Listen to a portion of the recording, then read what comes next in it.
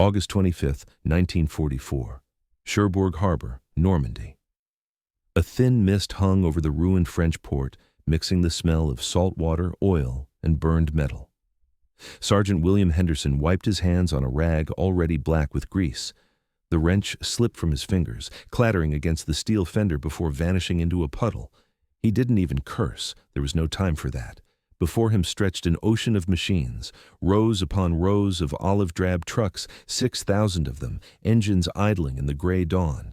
Each carried the same block letters on its hood, GMC. To the British officers who had tested them 4 years earlier, those letters meant mistake. They said the design was flawed, too heavy, too long, too weak for Europe's narrow, muddy roads. Their reports were polite but final, unsuitable for modern warfare. But that was theory. This was war. And Henderson was standing inside the proof. The trucks rumbled like distant thunder, each one a small heartbeat in a vast industrial body. They were lined up along the shattered docks, waiting to roll east, to feed General George Patton's Third Army, racing through France faster than any supply officer thought possible. Each deuce and a half, as soldiers called the GMC CCKW, could carry 5 tons of cargo, fuel, ammunition, food, or whatever the front demanded. It was simple, slow, and loud. No one would ever call it pretty. But on this morning, simplicity meant life. If the truck stopped, the war stopped. Most of the men climbing into those cabs were barely out of their teens. They came from Detroit, from Georgia, from the Bronx and small towns nobody had ever heard of. 3 out of every 4 were African American, segregated, underpaid, often overlooked, and yet the entire Allied advance depended on them. They were about to drive into a Europe still burning, where every mile of road was a gamble, and every drop of gasoline could mean victory or defeat. No one on those docks spoke of glory.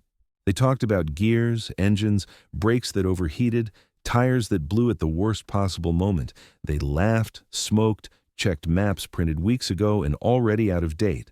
They were truck drivers, not heroes. But history would prove them wrong. 4 years earlier, British engineers had dismissed this same vehicle after a few weeks of testing. The wheelbase was too long, they said. The horsepower, only 77, wasn't enough. The frame would twist under load. It was, in their words, adequate for commerce, inadequate for combat. So the British turned it down. They shipped their rejected American trucks to the Soviets and went looking for something better. And yet here, in 1944, the rejected design had returned, rebuilt, refined, and multiplied 500,000 times by American factories that never slept. The same truck the British had called worthless was now the spine of an army stretching from Normandy to the Rhine. That was the American way of war, not perfection, but production. Not elegance, but endurance. Where Britain measured efficiency, America measured output. Where others built 1,000 of the best, the United States built 100,000 that were good enough, and made sure they kept running. Henderson knew none of that mattered right now.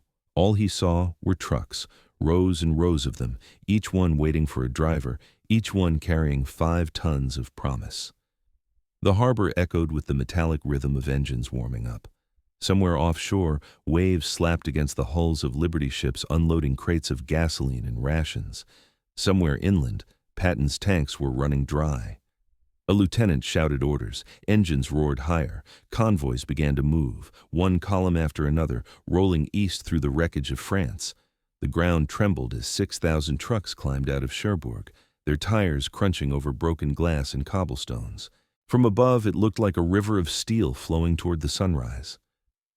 They said it would fail, Henderson muttered under his breath, watching the last truck disappear into the morning haze. He picked up his wrench, wiped it clean, and smiled, a tired, quiet smile that only a mechanic could understand, because he knew something the British didn't. This wasn't a story about perfect machines. It was a story about men who refused to stop, about engines built in Michigan, driven by hands from Mississippi, and held together by determination stronger than steel.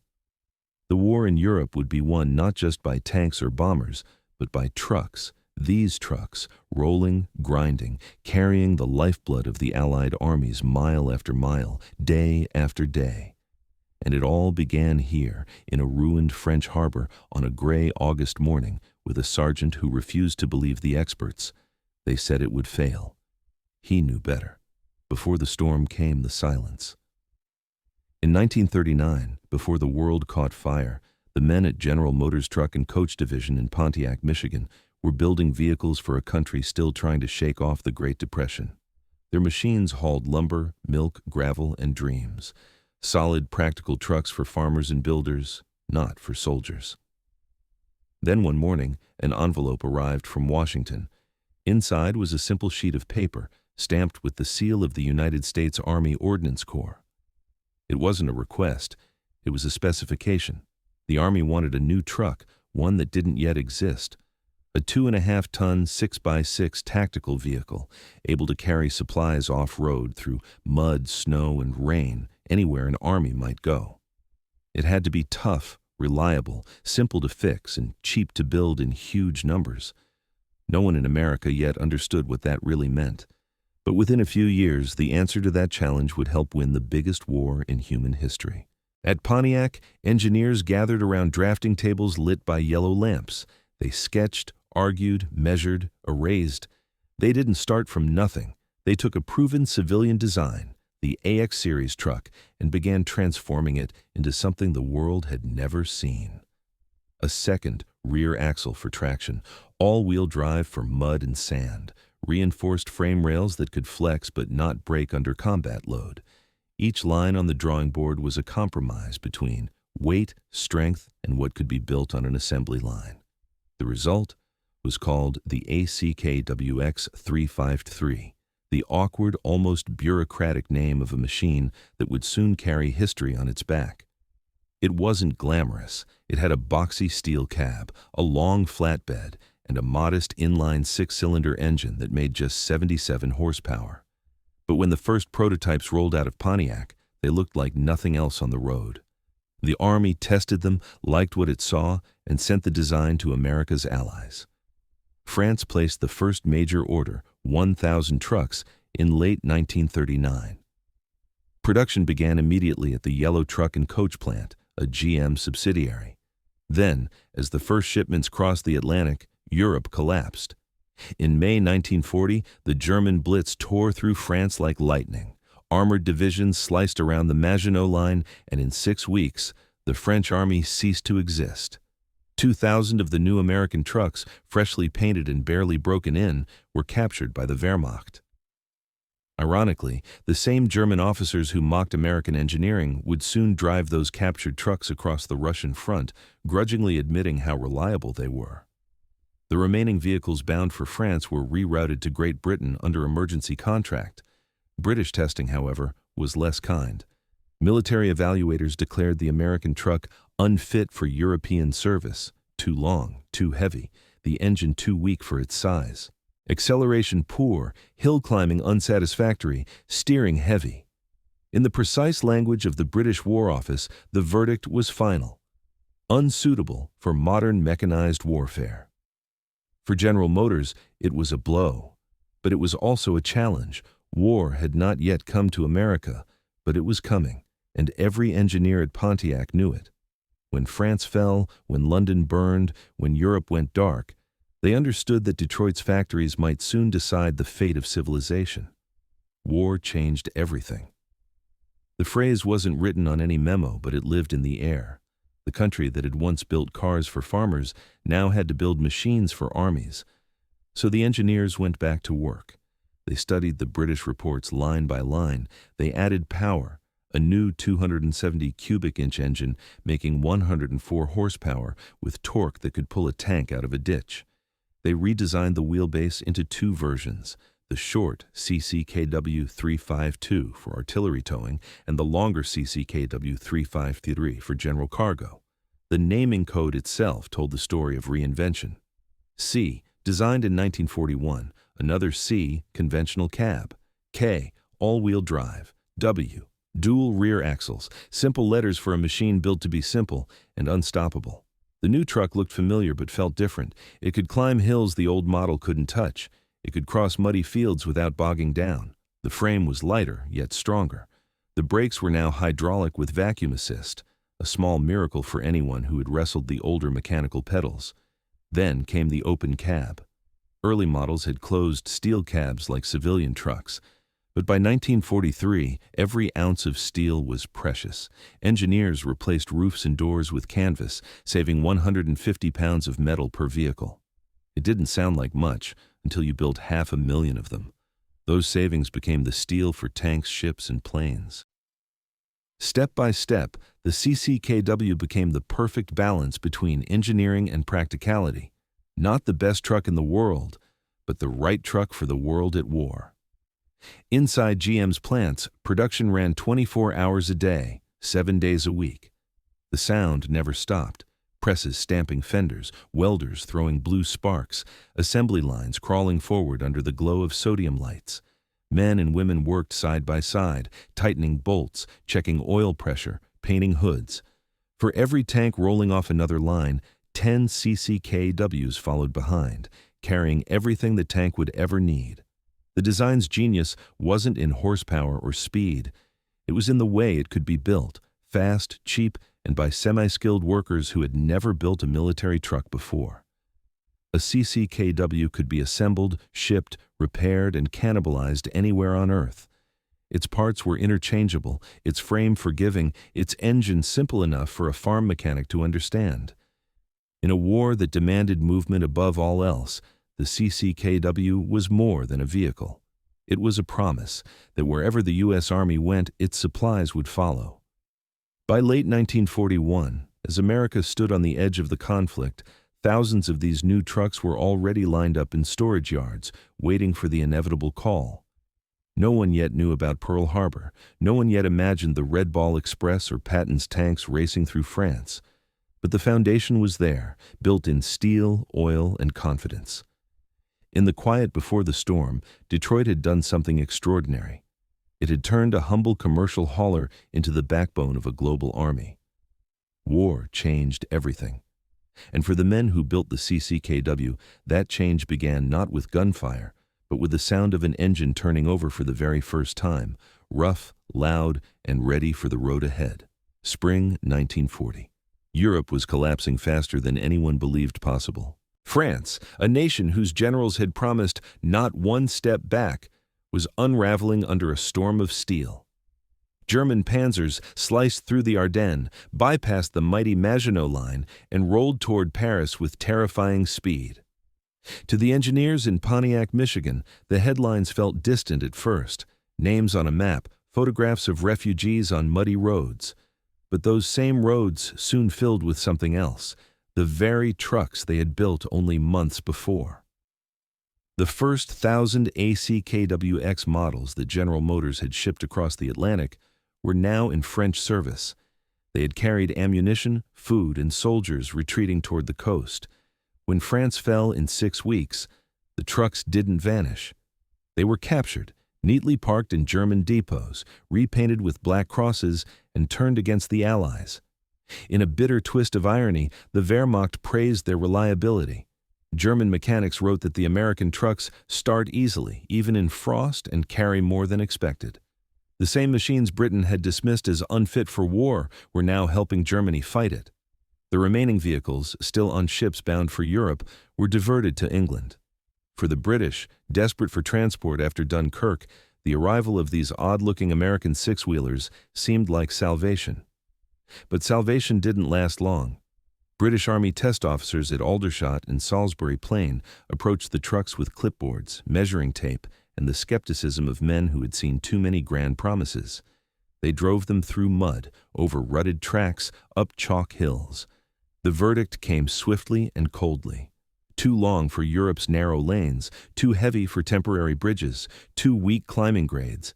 The 77-horsepower engine, they said, labored under full load. The steering was heavy, the brakes sluggish, and maintenance awkward for field crews.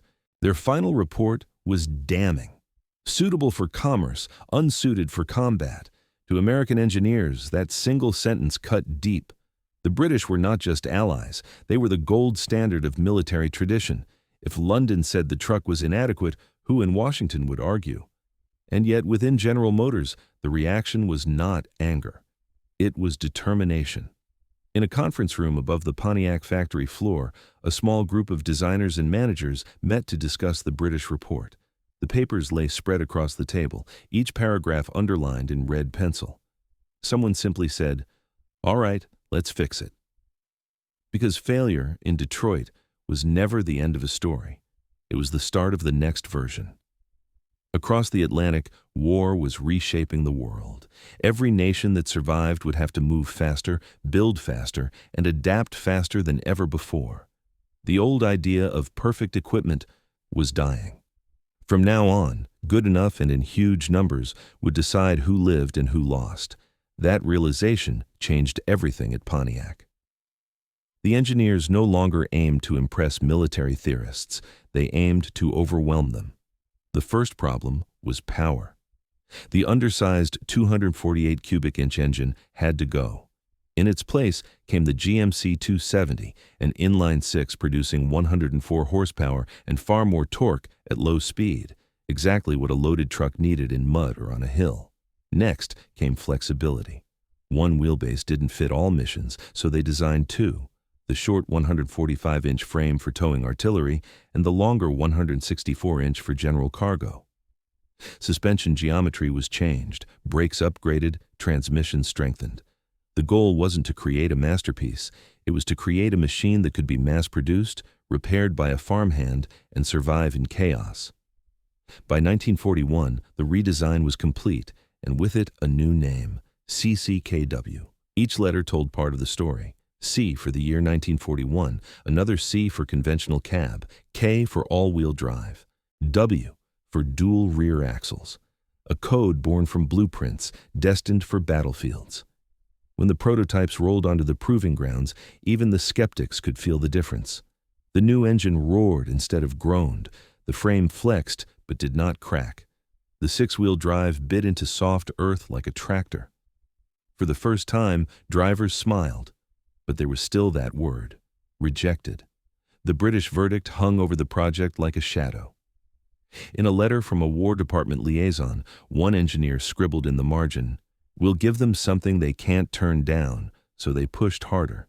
Each refinement became personal. If the British said the cab was too heavy, GM found ways to remove steel. When wartime shortages made metal scarce, the design switched to open cabs with canvas roofs, saving hundreds of pounds per truck and thousands of tons of steel overall. Even the assembly process was re-engineered. Parts were standardized so one factory's output could bolt directly to another's. Bolts replaced welds where possible because bolts could be tightened by anyone with a wrench. A design that invited criticism was reborn as a design that invited production. By the time America entered the war after Pearl Harbor, the rejected truck had become the backbone of an industrial miracle. Every 7 minutes, day and night, a completed CCKW rolled off the line. Rail cars carried them to ports on both coasts. Some were sent to North Africa, others to Britain. Eventually, they would pour into Normandy by the tens of thousands. Rejection had become fuel. Each negative comment from the British reports was a line of instruction: what to fix, what to strengthen, what to simplify. Out of embarrassment grew innovation. Out of criticism came identity.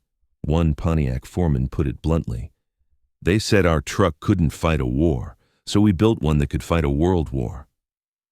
That spirit, defiant, practical, relentless, defined the American response to adversity. Where others saw failure, Americans saw the next version number. By late 1942, the new trucks were everywhere, hauling bombs in England, towing artillery in North Africa, and preparing for an invasion no one yet dared to name. What had begun as a disappointment had become destiny. The British rejection no longer mattered. The CCKW didn't need approval, it had purpose. Rejection became the reason to rebuild, and rebuild they did. One truck every 7 minutes until the sound of engines rolling out of Pontiac drowned out the echo of every critic's voice. It began with a sound that would come to define the American war effort, not the roar of artillery or the whistle of bombs, but the deep mechanical rhythm of industry. The steady clang of presses, the hum of conveyor belts, the hiss of welding torches. It was the heartbeat of a nation that had turned its factories into fortresses. In 1942, the General Motors Truck and Coach Division in Pontiac, Michigan, no longer made trucks for farmers or delivery companies. The plant had become a battlefield of its own, a place where every bolt, every weld, every drop of sweat was aimed at victory. War had changed everything. Now, the entire facility pulsed like a living organism. Steel went in at one end, and out the other came the machine that would carry an army, the GMC CCKW.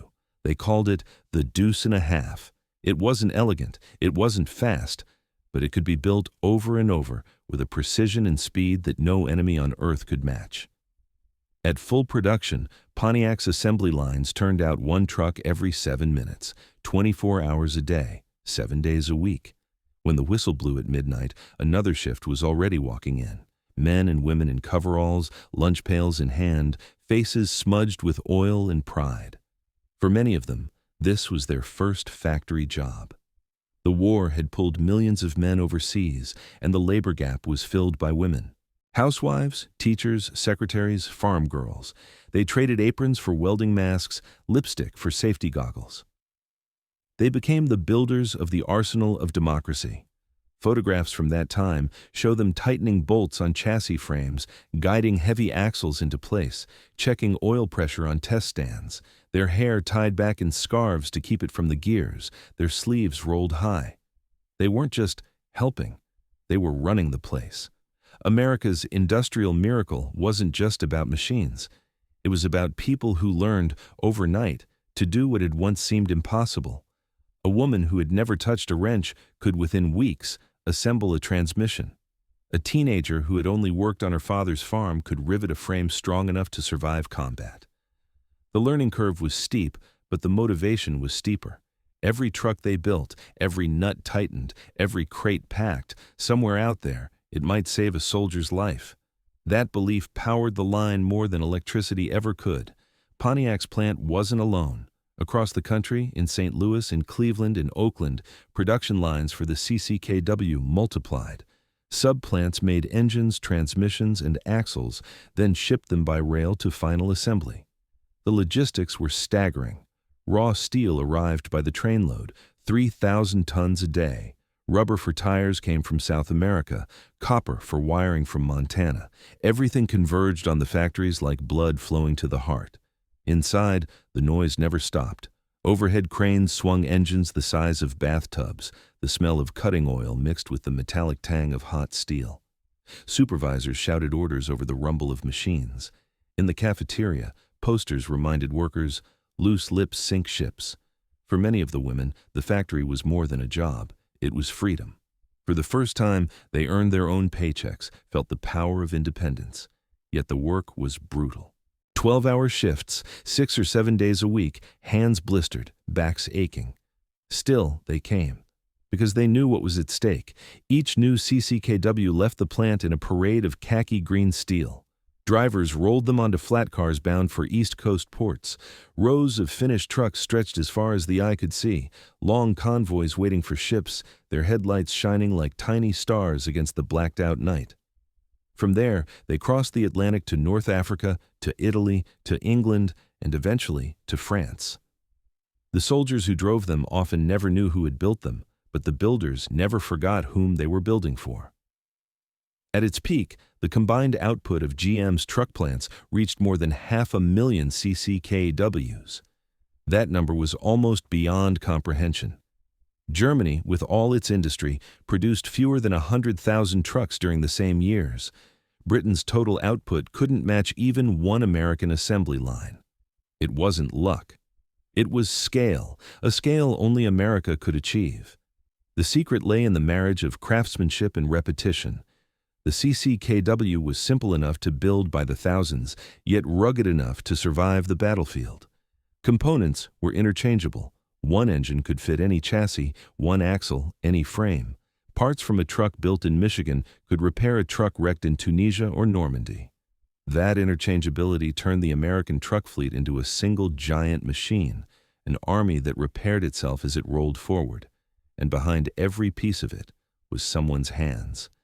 The hands of women like Mary Thompson from Flint, who wrote to her husband in the Pacific, I built the trucks that will bring you home.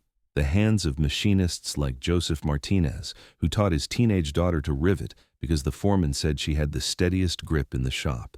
The hands of old mechanics too old for the draft, who came back to the floor to train the new generation. Together, they formed a workforce unlike anything the world had seen. Millions of ordinary citizens united by the rhythm of production. By 1943, the American arsenal was running on pure momentum.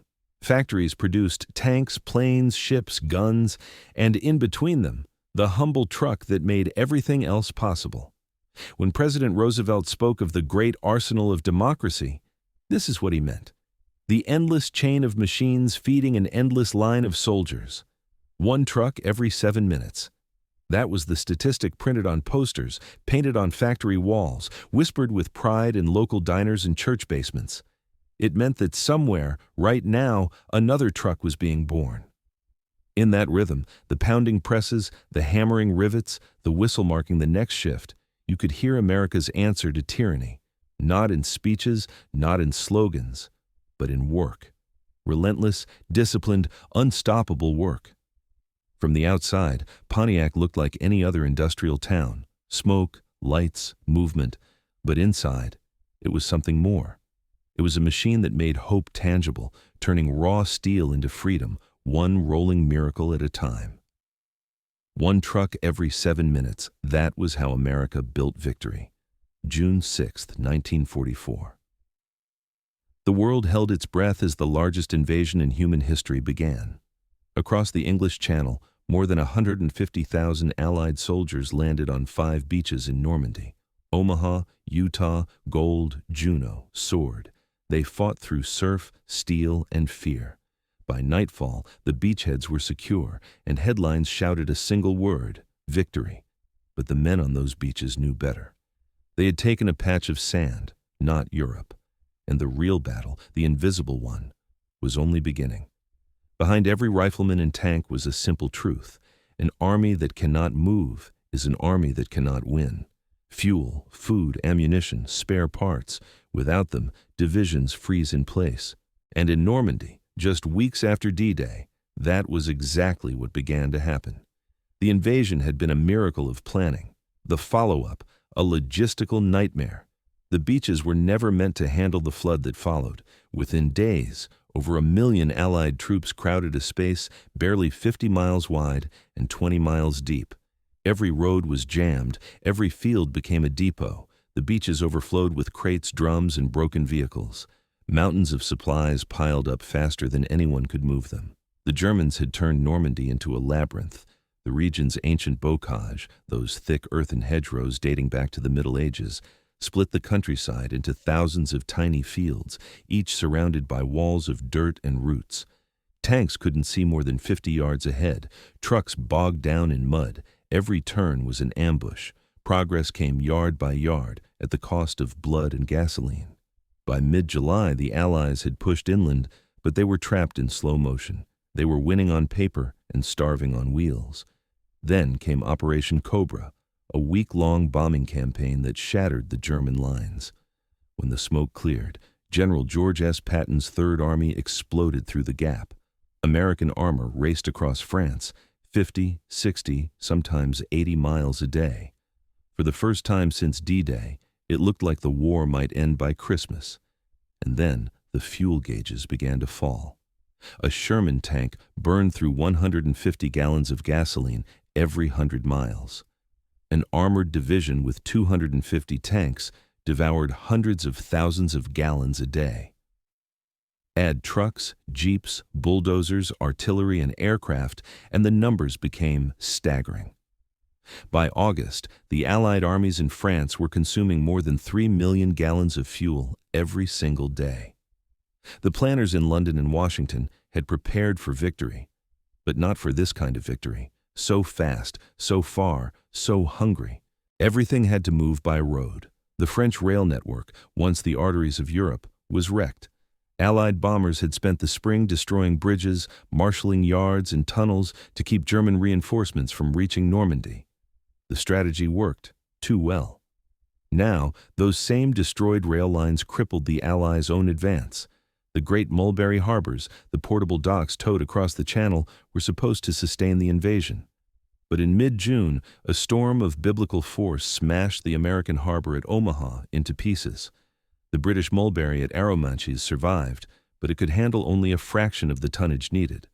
The port of Cherbourg, captured after brutal fighting, lay in ruins. German engineers had blown every dock, every crane, every warehouse.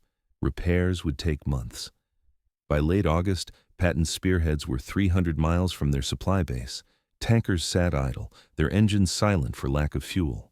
Frontline units rationed ammunition. The forward momentum that had terrified the Germans was about to die from exhaustion. General Omar Bradley later said, "We could have driven all the way to the German border if we had gasoline."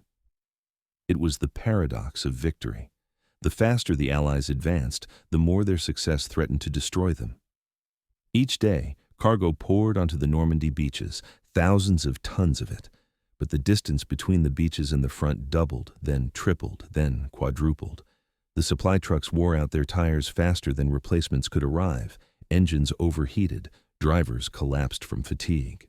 And still the fuel drums kept coming, stacked like dominoes across the French countryside. By some estimates, 60% of all Allied transport capacity was devoted solely to moving gasoline. The numbers told one story. The men on the ground lived another. Imagine being a driver in August 1944, 20 years old, bone-tired, staring down a road that stretches farther than you can see. You pass wrecked bridges, burned convoys, and signs pointing to towns whose names you can't pronounce. You drive through clouds of dust by day and blackout darkness by night. You don't think about strategy or politics. You think about making it to the next checkpoint before your engine runs dry. It was in this crucible that the next great chapter was born, a desperate plan conceived not by generals, but by logisticians, to create an endless one-way conveyor belt of trucks racing from the ports to the front. They would call it the Red Ball Express. But that would come later. For now, in the waning days of summer 1944, the Allied armies stood on the edge of triumph and disaster. They had broken the Atlantic Wall, crossed Normandy, and freed Paris. Yet their supply lines were stretched to the breaking point. The war machine that had seemed unstoppable was suddenly fragile, dependent on every gallon, every tire, every truck. Victory meant nothing without movement. It was a phrase whispered in staff meetings, shouted by officers, written in grease pencil on depot walls, because everyone understood the truth. No matter how brave the soldiers, how brilliant the commanders, or how advanced the weapons, without fuel, the war would stop cold. And if the war stopped, all the sacrifice of D-Day, all the blood on those beaches, would have been for nothing. The battle for Europe had shifted from the beaches of Normandy to the roads of France. And the humble GMC CCKW, the truck once dismissed as unfit for combat, was about to prove that the fate of empires could rest not on tanks or planes, but on wheels. The world had celebrated the invasion. Now it would learn the cost of keeping an army in motion. Victory had been achieved on the beaches. But without movement, that victory would die in the dust. By the third week of August 1944, the miracle of Normandy was in danger of stalling.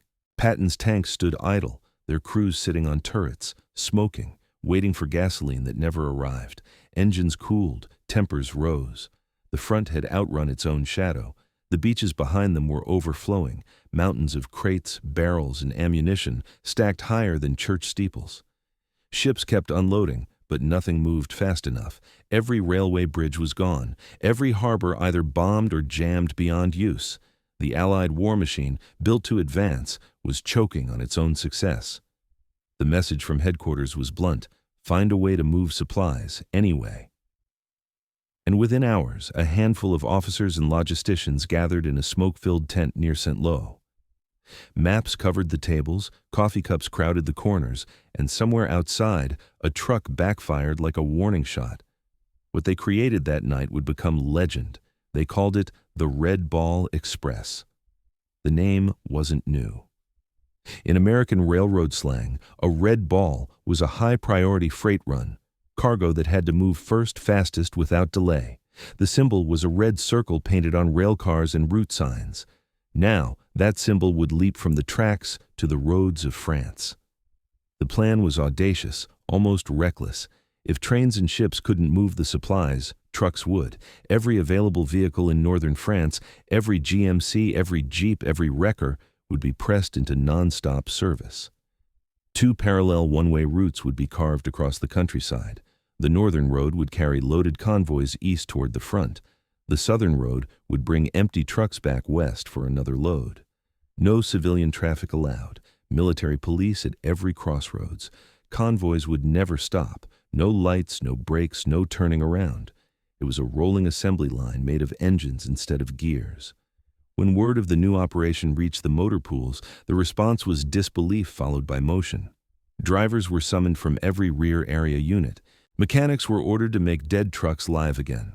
Artillery battalions gave up prime movers. Engineers surrendered dump trucks. Even field hospitals donated ambulances that could be converted to cargo carriers. In less than 48 hours, 6,000 vehicles were gathered, most of them the familiar GMC CCKW, the deuce and a half. And now came the next problem: drivers. The U.S. Army of 1944 was still segregated. African American soldiers made up a quarter of the total force in Europe, but most were assigned to labor and service units. They weren't allowed to fight, but they could drive. When the call came for volunteers, they answered by the thousands. Men from Harlem and Birmingham, from Mississippi farms and Detroit factories, young, tired, determined. They knew the mission was dangerous, thankless, and vital. Within days, the Quartermaster Corps had assembled more than 17,000 African American drivers and support crew. They formed the heartbeat of the Red Ball Express. Under white officers, but running mostly their own convoys, these men would carry the weight of the entire Allied advance on their shoulders and on their wheels. The first convoy rolled out of Cherbourg before dawn on August 25, 1944. Each truck wore a red circle painted on its bumper and a small placard on the windshield. Red Ball Express, priority traffic. The route stretched nearly 400 miles from the Normandy ports to forward supply dumps near Chartres, then beyond to Reims and Verdun as the front advanced. Every bridge, every junction, every village had to be marked and guarded. Military police from the 793rd Battalion stood watch at intersections day and night, waving convoys through with flashlights covered by blue filters to hide them from the Luftwaffe. They had one order: the Red Ball Express does not stop. The convoys moved in columns of 5 trucks or more, spaced 60 yards apart. Officially, the speed limit was 25 miles per hour. Unofficially, it was as fast as you can keep it upright. Drivers removed the governors from their carburetors, pushing the CCKWs past 50, sometimes 60 miles per hour, suicidal speed for a 5-ton truck on bomb-scarred roads. But every minute saved was fuel delivered, lives saved, the war shortened. There were no rest areas, no streetlights, no guardrails. Most runs lasted 50 to 60 hours round trip. Drivers worked in pairs, trading seats when exhaustion made the road blur. They navigated by memory and instinct, following the glow of the truck ahead or the faint reflection of cat-eye lights taped to tailgates. Rain turned the roads into rivers of mud. Dust clogged air filters by day. Fog swallowed headlights by night. Enemy aircraft still prowled, though rarely. The bigger danger was fatigue. Men nodded off at the wheel and never woke up. Accidents were constant. Trucks flipped into ditches or collided in darkness. When one went down, others pulled over just long enough to drag the driver clear, salvage the cargo, and move on. There was no time for mourning. Fuel, ammunition, food. Keep them rolling. That became the unofficial motto. Maintenance was improvisation on the move. Broken fan belt, cut a piece from a discarded tire. No gasket, tear a strip from a raincoat. A truck stalled on the road was stripped of parts before sunrise and left behind like a skeleton. Each morning, the route crews cleared wrecks, filled craters, and painted new signs. Every evening, new convoys thundered past the graves of the old. And yet, somehow, it worked. Within the first 5 days, the Red Ball Express was delivering over 12,000 tons of supplies per day. Gasoline, artillery shells, canned food, spare parts, cigarettes, anything the front needed. The numbers rose so high that even Eisenhower was astonished. He wrote in his report, "To you drivers and mechanics who keep the Red Ball vehicles constantly moving, I express my deep appreciation.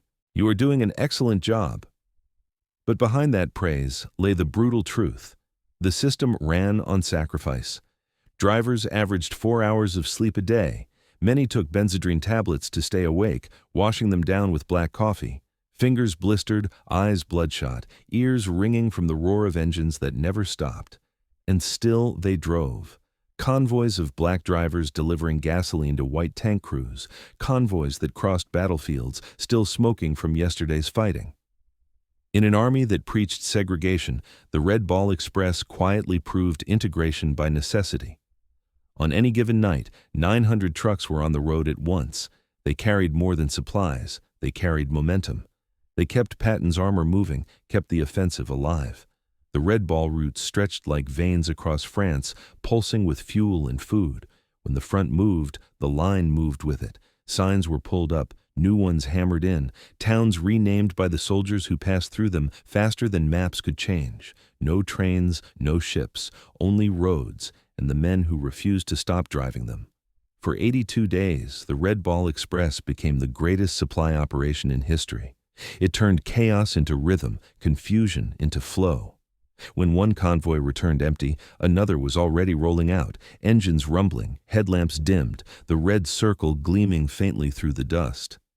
By the time the operation ended in November, more than 400,000 tons of supplies had been hauled across France. The cost in trucks, tires, and human exhaustion was beyond calculation, but so was the reward. Because when Patton's tanks roared back to life and pushed toward Germany, everyone knew why. It wasn't luck. It was logistics.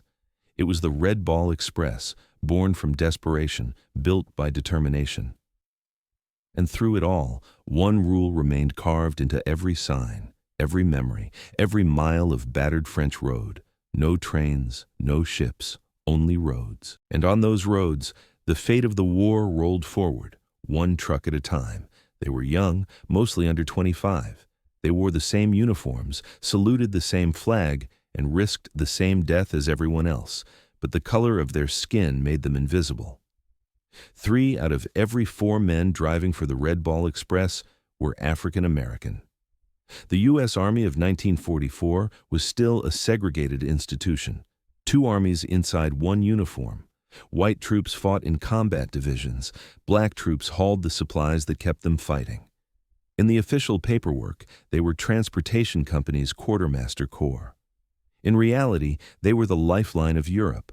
Most had never driven a truck before the war. Some came from farms in the South, others from city streets in Chicago, Detroit, and Philadelphia. They had grown up in a country that told them they were second-class citizens, yet now that same country demanded that they move mountains of gasoline, ammunition, food, and hope over the broken roads of France. And they did.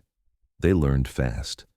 A few days of training, maybe a week if they were lucky, then straight to the cab of a 5-ton GMC CCKW. No power steering, no seat belts, no rest, just an engine that roared like a furnace and a mission that never ended. They drove 12, sometimes 16 hours without pause. They lived on canned rations and black coffee. When they slept, it was on top of the cargo, curled under a tarp, listening to artillery in the distance. Fatigue became a constant enemy. Men taped open their eyelids with adhesive strips. Some chewed coffee grounds to stay awake. Others whispered songs under their breath to keep their minds alive. It wasn't just exhaustion. They were driving through a world that didn't fully believe they belonged there. Even within the Army, segregation followed them down every mile. Separate barracks, separate mess tents, separate units. They carried the same risks as white soldiers, but were often denied the same respect. One driver, Private James Ruckert of the 514th Quartermaster Regiment, remembered, "We hauled everything, gasoline, food, ammo. We took it all the way to the front. We were shot at, bombed, but we kept going. A lot of folks back home didn't even know we existed."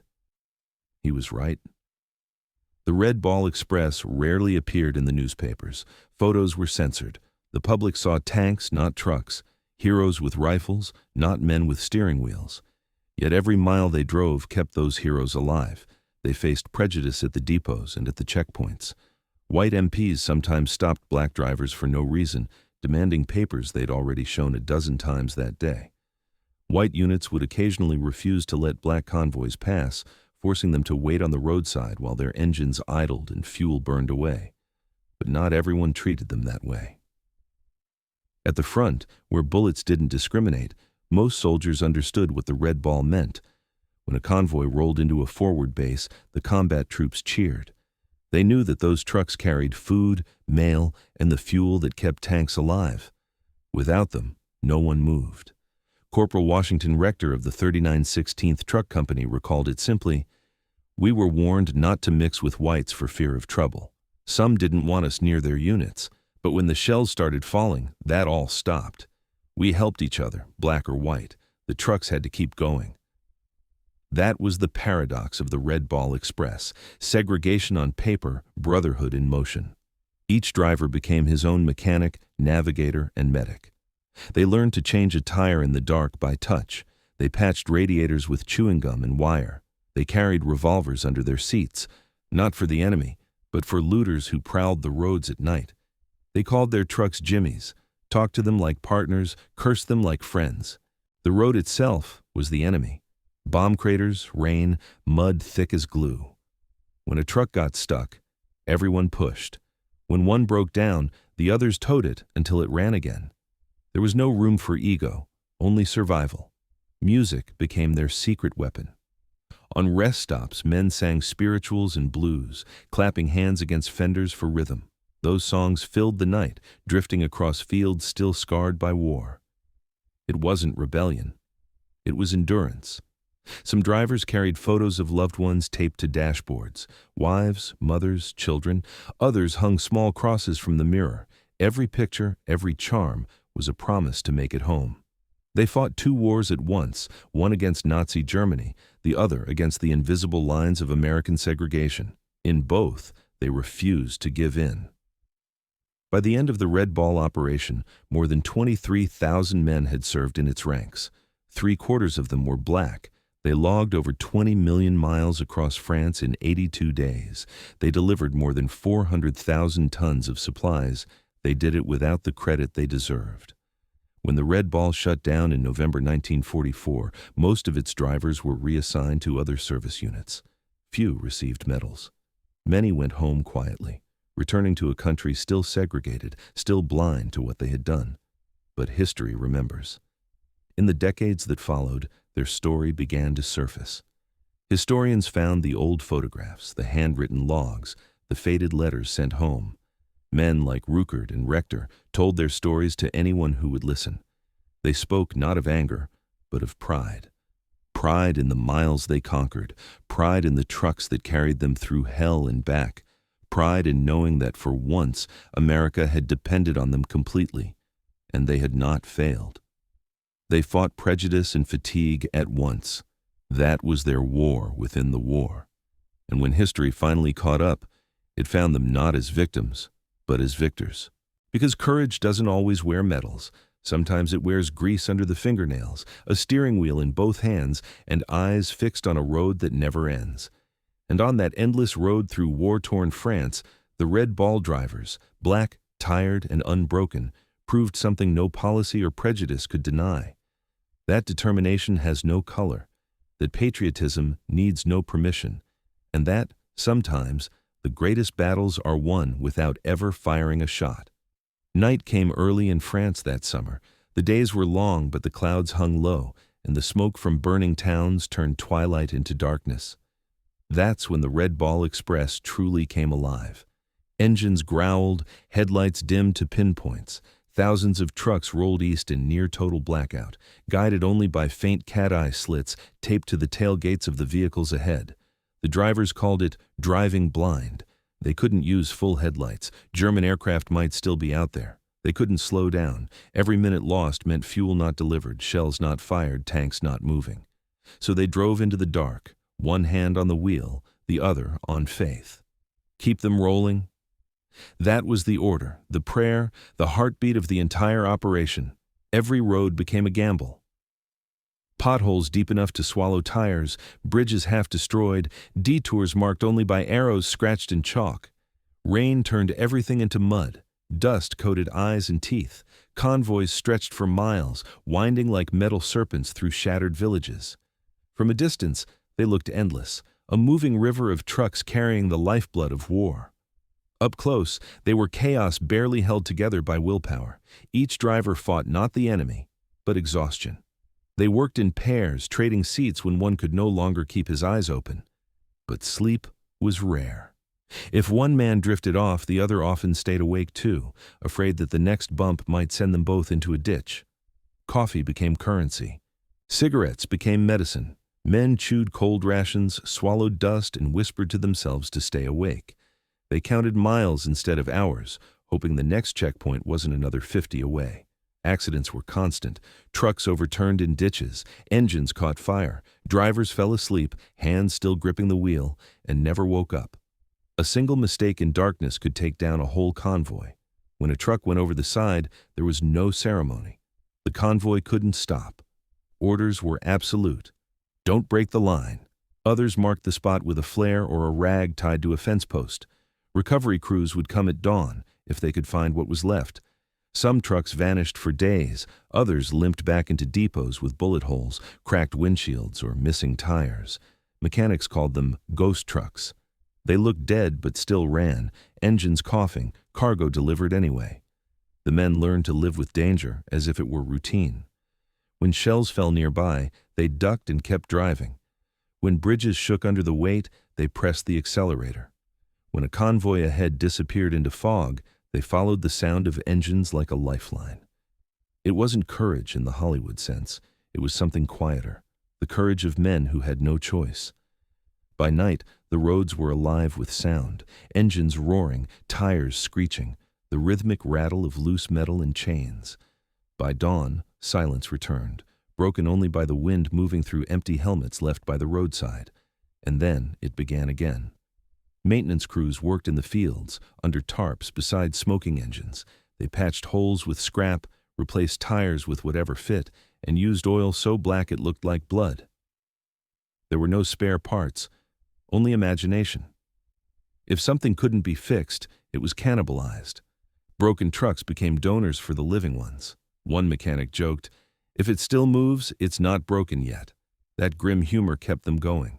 The men learned every sound a truck could make, the whine before a gear slipped, the rattle before a bolt fell out, the knock that meant the engine had one more mile left. They drove by instinct, by rhythm, by the strange bond between man and machine. Some trucks were named, Sweet Lorraine, Iron Betty, Miss Detroit. Names painted in chalk or carved into dashboards, good luck charms against bad roads. And through all of it, they obeyed the same 3 words written on signs along the route: keep them rolling. Those words were both command and comfort. They meant, don't think, don't stop, don't look back, keep the wheels turning, the fuel flowing, the front alive. The cost was heavy. By the end of August, hundreds of trucks were wrecked or abandoned, left smoking by the roadside. The official reports called them losses to attrition. The men called them reminders. Every burned-out chassis was a story of someone who pushed too far, slept too little, or just ran out of luck. Yet morale stayed high, somehow. Maybe because they knew what would happen if they failed. Maybe because, in the endless night of war, movement was the only thing that made sense. The Red Ball Express didn't fight on battlefields. It fought gravity, fatigue, and time. Every convoy was a test of human endurance. Every driver was a soldier against stillness. When historians later asked how they did it, the veterans shrugged. One simply said, "You didn't think about it. You just drove. Keep them rolling. That was all that mattered. And as long as those wheels turned, through darkness, through mud, through fear, the war kept moving. The front advanced, the tanks drank, the soldiers ate, and the world crept 1 mile closer to freedom. Because sometimes the difference between victory and defeat isn't a hero with a rifle. It's a tired driver behind the wheel of a truck that won't quit. By the last days of August 1944, the impossible had become routine.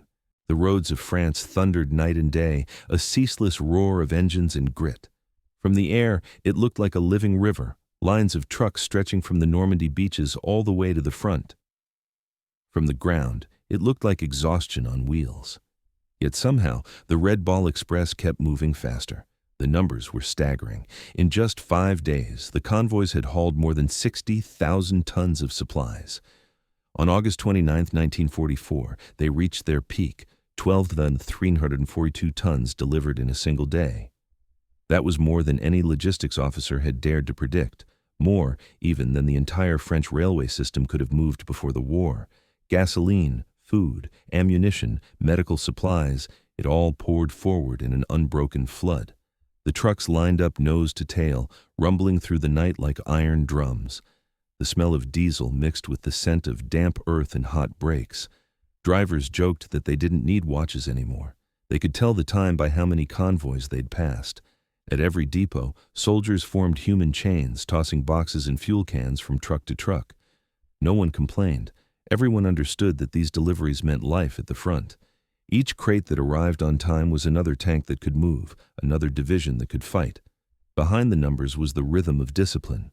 Convoys left the ports at precisely scheduled intervals, one every few minutes, 24 hours a day. Military police controlled intersections with silent hand signals. Repair crews waited at designated points with spare tires, oil drums, and coffee for the drivers who never stopped. It was chaos tamed by routine, danger conquered by repetition. The French countryside was alive with motion. Villagers stood at their doorways and watched in awe as endless columns of olive-drab trucks rolled by. Children waved. Old men removed their hats. To them, this was the sound of liberation, the heartbeat of an army that could not be stopped. For the drivers, there was no time for reflection. They measured their world in miles and minutes, not in history. Their pay was small, their recognition smaller, but they understood what they were part of. Every man behind the wheel knew he was carrying more than supplies. He was carrying the weight of victory. Even General George Patton, never one for subtlety, admitted that his famous tanks would be useless without the Red Ball. "Gasoline," he said bluntly, "is as important as bullets." He was right. By the end of August, his Third Army was burning 400,000 gallons a day, and every drop came on the back of a GMC CCKW. At Supreme Headquarters, the reports poured in. Tonnage moved, routes maintained, accidents logged. General Dwight D. Eisenhower read them carefully. He knew that without logistics, no general could win a war. He had learned that lesson the hard way in North Africa and Italy.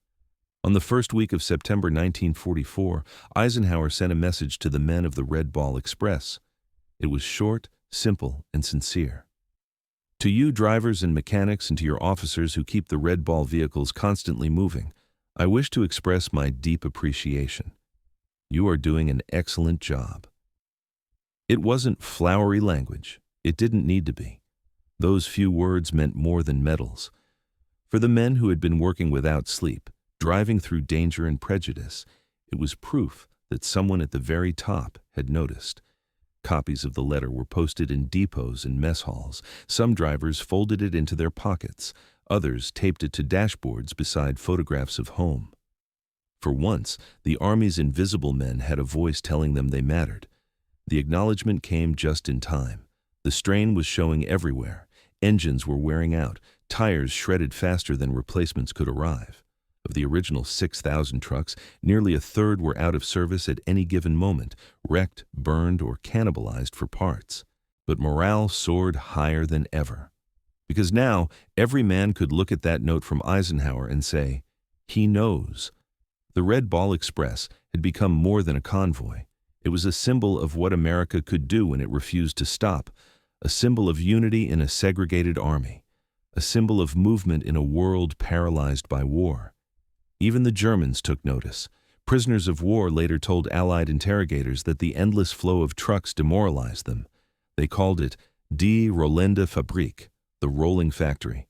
To them, it looked like the Allies had turned the entire continent into one giant assembly line for victory.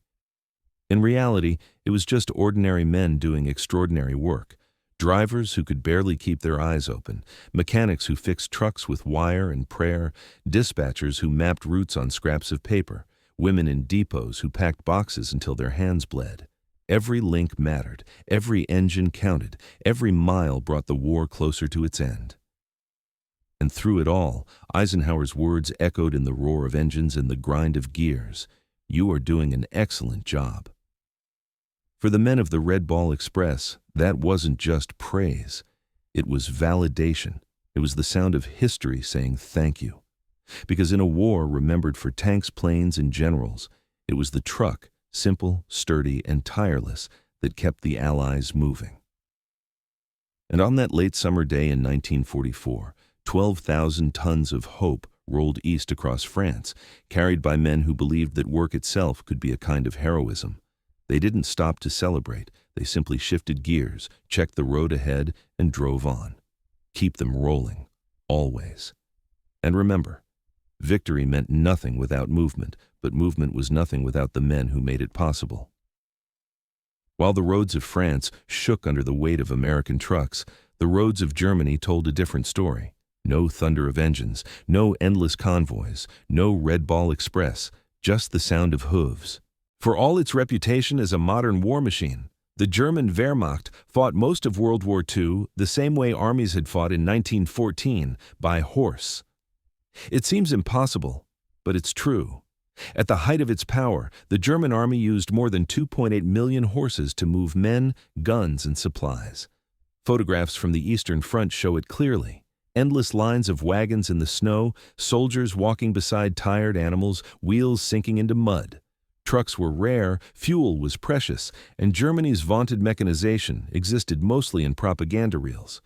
The truth was simple. The Third Reich could build tanks faster than it could feed them. Every Tiger or Panther that rolled off the line needed gasoline, spare parts, and tires, things Germany no longer had. Factories that could have built trucks were diverted to tanks and aircraft. Oil fields were far away and under attack. By 1944, the Wehrmacht was running on fumes, literally. When Allied armies broke out of Normandy, their greatest weapon wasn't a tank or a plane. It was motion. They could move faster than the Germans could react. Every road in France became a one-way ticket to defeat for Hitler's army.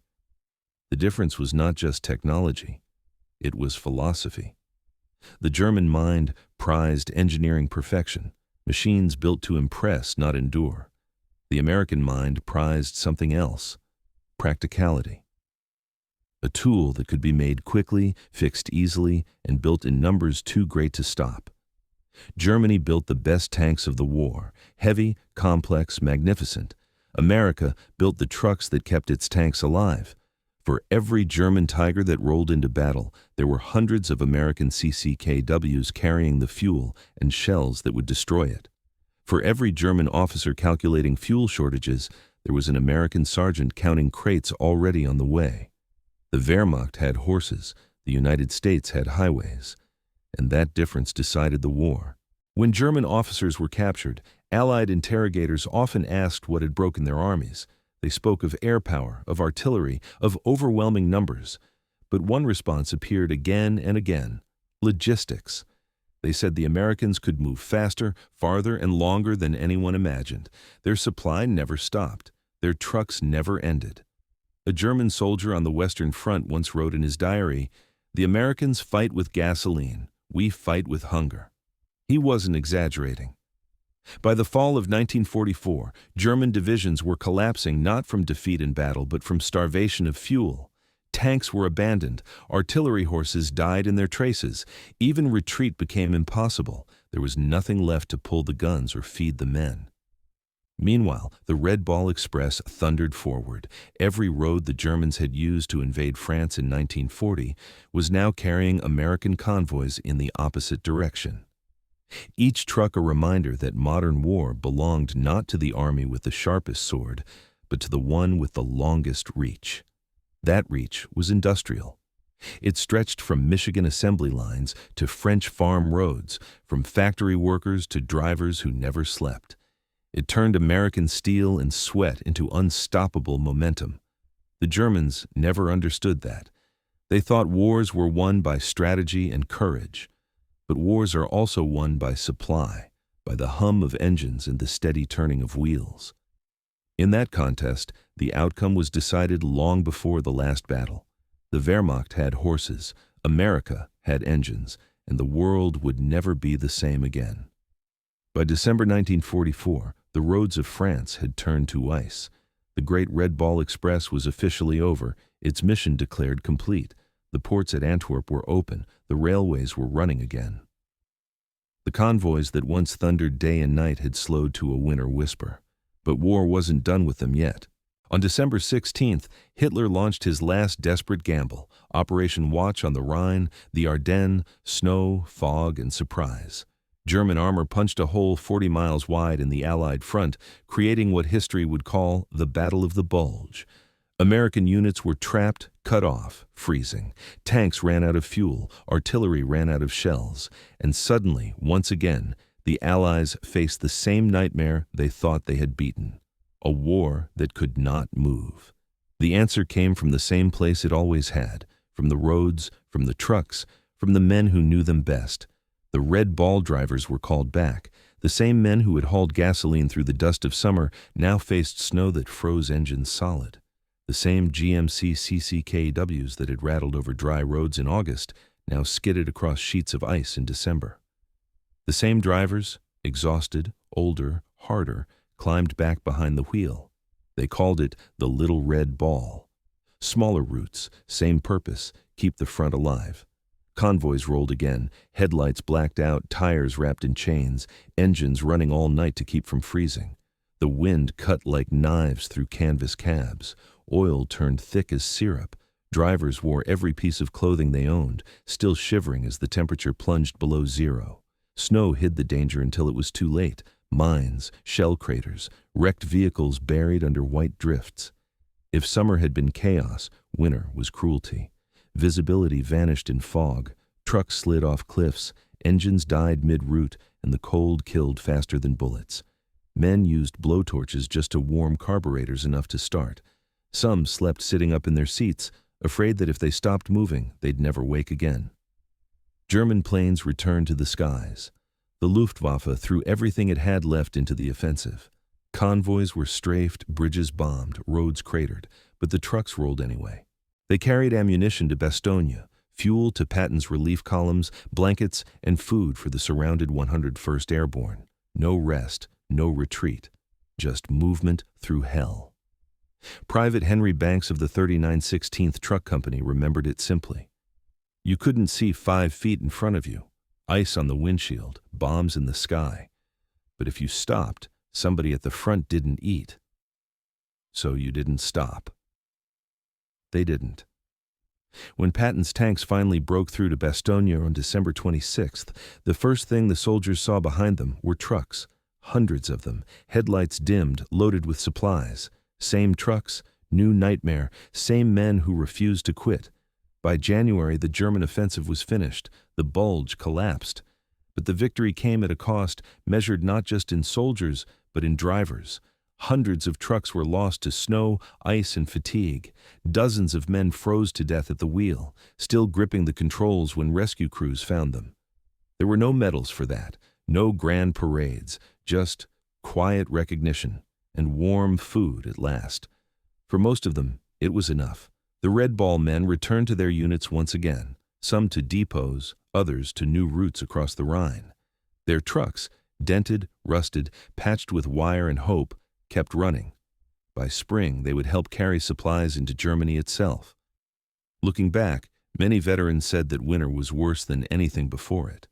Not because of the cold, but because of the memories. They had already lived through the impossible once that summer. Now the war had asked them to do it again, and they did. The official reports called it emergency convoy operations. The men called it what it was, survival. The same trucks, the same drivers, the same mission, to keep them rolling. And because they did, Europe would live to see the spring. When the engines finally fell silent in the spring of 1945, Europe was free. Germany had surrendered. The convoys stopped rolling. The Red Ball Express had done its job, and done it so well that historians still call it the greatest supply operation in military history. But for the men who made it happen, the war wasn't really over. They came home to a different kind of battle. The African-American drivers who had kept the Allied armies alive returned to an America still divided by color. They had worn the uniform of their country, served under fire, and proved their worth 100 times over. Yet when they stepped off the trains, they were met not with parades, but with segregation signs. Colored and white. Separate schools, separate neighborhoods, separate everything, except the memory of what they had done together overseas. In Europe, they had driven through hell. At home, they found the same old walls waiting for them. Private James Rookert, one of the best-known Red Ball veterans, later said, "We proved ourselves on those roads. We showed we could do anything. But when I got back to Ohio, they still wouldn't let me buy a house in certain parts of town." He wasn't bitter, just tired of proving what he already knew. The irony was sharp. In France, black soldiers had been welcomed with open arms. Children asked for their autographs.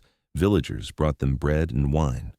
For many, it was the first time in their lives they had been treated simply as Americans, not as colored. That taste of equality stayed with them. It lit a quiet fire that would burn for decades. Historians now see it clearly. The Red Ball Express was more than a supply line. It was a road toward civil rights, a road that began in Normandy and led, step by step, toward Montgomery, Birmingham, and Washington, D.C. The lessons learned on those convoys, discipline, teamwork, self-respect, became the foundation for a generation that refused to be silent anymore. The men who had kept the tanks fueled would now fuel a different kind of movement. They had fought prejudice and fatigue at once, and they had won. When President Truman signed the order to integrate the U.S. Armed Forces in 1948, it wasn't an isolated decision. It was built on stories like theirs, on proof, lived, demonstrated, undeniable, that African Americans could perform any duty under any condition and do it better than anyone expected. The Red Ball Express had already answered the question that segregation kept asking: are they equal?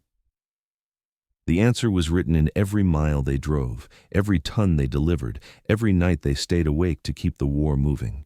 They didn't need speeches or slogans. They had proof.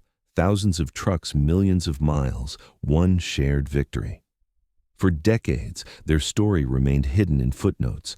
The newsreels of 1944 showed white drivers and white officers, but not the men who actually filled most of the seats. Even the 1952 Hollywood film The Red Ball Express, made with the help of the Pentagon, portrayed a racially mixed unit that had never existed. The Army wanted the story told, but not the truth. It would take years for that truth to surface. In the 1980s, historians began interviewing surviving drivers. Men like Rookert, Washington Rector, and Henry Banks finally told their stories. Not with anger, with pride. They spoke of the fear, the exhaustion, and the joy of being part of something bigger than themselves. Museums began to listen. The National World War II Museum in New Orleans now has an entire exhibit dedicated to the Red Ball Express. Visitors can see the original maps, the faded logbooks, and a restored GMC CCKW, olive green, dented, still magnificent. On its side, painted in white, 2 words, Red Ball.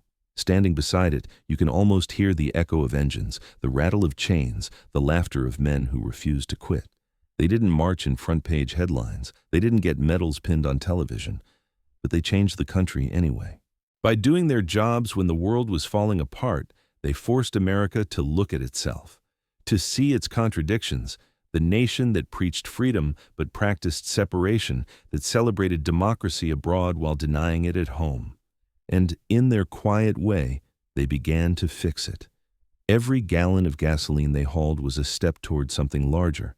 Every mile they drove through France brought the world closer to peace and the United States closer to justice. Because equality, like victory, isn't given, it's earned, mile by mile, act by act, generation by generation. They earned it on the roads of Normandy, on nights so dark they couldn't see their own hands, with engines roaring and hearts steady. They earned it by proving that courage has no color and that patriotism doesn't ask for permission. The Red Ball Express, said one historian, was America at its most divided and at its most united all at once. Black and white, officer and enlisted, mechanic and driver, all bound together by motion, by duty, by the road.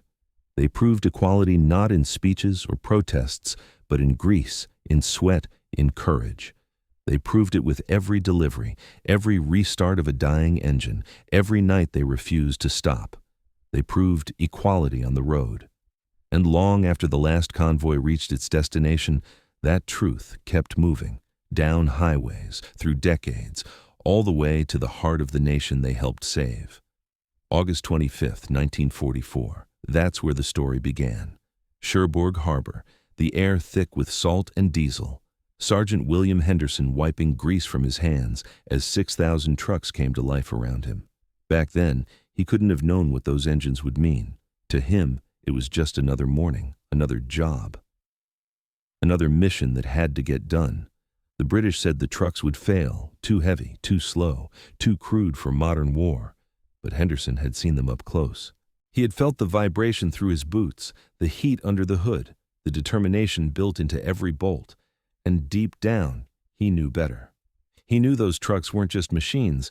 They were promises, promises that no soldier would go hungry, that no tank would run dry, that no army would stop moving until the job was finished. He couldn't have imagined that the same worthless vehicles would one day cross all of France, carry 12,000 tons a day, and outlast every plan and prediction. He couldn't have known that most of the men who drove them would be black, or that history would almost forget their names. But maybe he didn't need to know. Maybe it was enough that he believed in the work. Because that's what victory often looks like. Not glory, not headlines, just work. Hands on a wrench, engines starting in the dark, men doing their duty long after the spotlight moved on. Years later, when the Red Ball Express had become history, someone asked an old mechanic what he remembered most about those days. He said, "The sound." The hum of engines all starting one after another, a sound that meant life was moving forward again. That was Henderson's orchestra, 6,000 engines in harmony, each carrying a piece of freedom. The GMC CCKW never became famous like the Sherman tank or the P-51 Mustang. It wasn't designed to be. It was the background noise of victory, steady, reliable, invisible. But without it, the story of World War II would have ended differently. And without the men who drove it, black and white, young and terrified, stubborn and brave, there might not have been a story at all.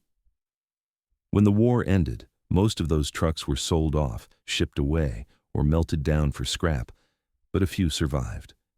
You can still find them today, in museums, on farms, sometimes even running, the old engines coughing back to life. If you listen closely, you can almost hear them whisper the same truth Henderson knew on that gray morning in Cherbourg. The British said it would fail. They said it wasn't enough.